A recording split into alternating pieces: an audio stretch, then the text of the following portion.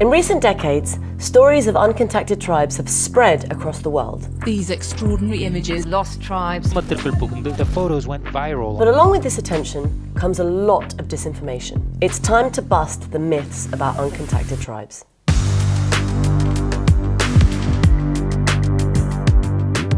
Some people have disputed the very existence of uncontacted tribes and accused people of staging these images.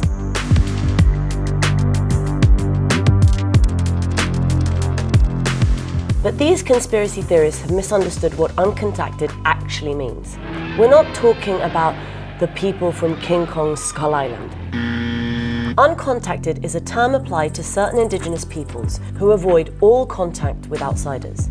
But that doesn't mean they've never met other humans. Everybody has neighbours. In the case of uncontacted tribes, that's likely to be other indigenous groups with whom they might even trade. It's partly through these networks that we know so much about where uncontacted peoples live. And these tribes don't stop being uncontacted just because someone filmed them or they've got metal tools. If they continue to avoid all contact with outsiders, they're considered uncontacted. Calling uncontacted tribes a hoax isn't just ludicrous, it's also dangerous. Lobbyists and politicians love spreading the myth they don't exist, so industries can invade their lands and profit from their resources.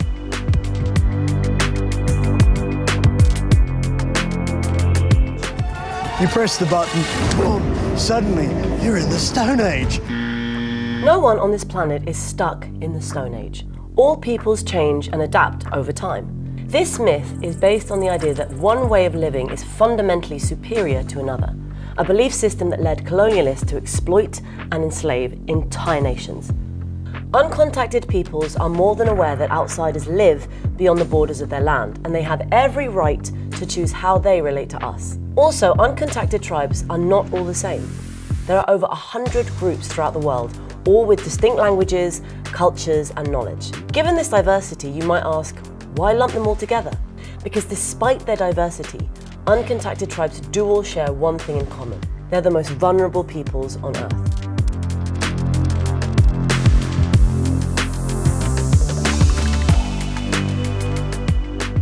Many cultures foster prejudice about their own superiority, but that prejudice becomes really dangerous if it means people think they have the right to force others to change. The whole world now knows what it's like to be faced with a new disease to which we have no immunity.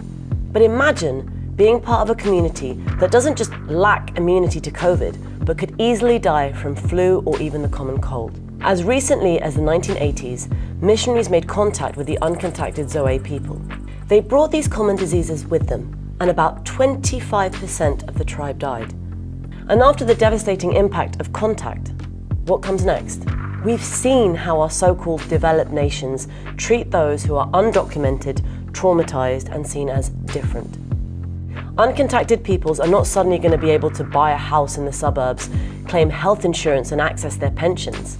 They will be forced into poverty, exploited, and dependent on handouts to survive. But if their lands are protected and they're left alone, not only do we avoid passing on deadly diseases, but it means they're free to decide their own futures.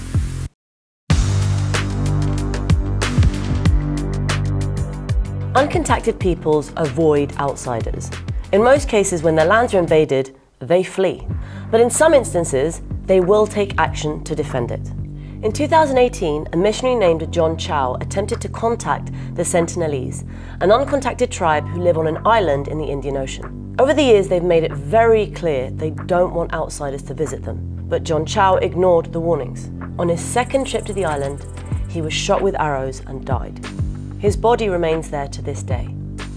To understand why some uncontacted tribes react this way, we have to consider where they're coming from. Throughout the colonial era, areas like the Amazon were like the Wild West. Gold miners, rubber barons, and cattle ranchers had free rein to exploit the land and seek their fortune. When they encountered groups of indigenous people, they didn't stop to ask for consent. They used guns and violence to clear them out of the way. Millions of indigenous people were killed. Survivors of this genocide would have fled. And like any refugee the world over, they looked for a place where they could feel safe again. Many of today's uncontacted peoples are descendants of these survivors, and that trauma would be passed down through the generations. Is it really any surprise that uncontacted tribes are so wary of outsiders?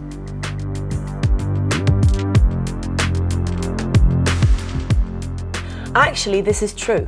If uncontacted tribes are left alone and have their land rights respected, they thrive. But they need our support because the odds are massively stacked against them.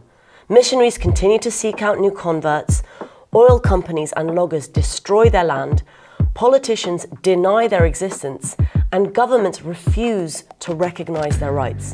So we can't be complacent. We need to stand with them. So share this video, make sure everyone knows the case is closed, uncontacted tribes do exist, they're the most vulnerable peoples on earth, forced contact is deadly and immoral, and they have the right to survive and to decide their own futures. But that can only happen if their lands are protected. We are not powerless. We can all take action to make a change. Right now, several uncontacted tribes are on the verge of having their lands invaded. Loggers, cattle ranchers and gold miners are poised to overrun their territories. If that happens, these uncontacted peoples will be wiped off the face of the earth. Thousands of people have already demanded their land stay protected. Join them.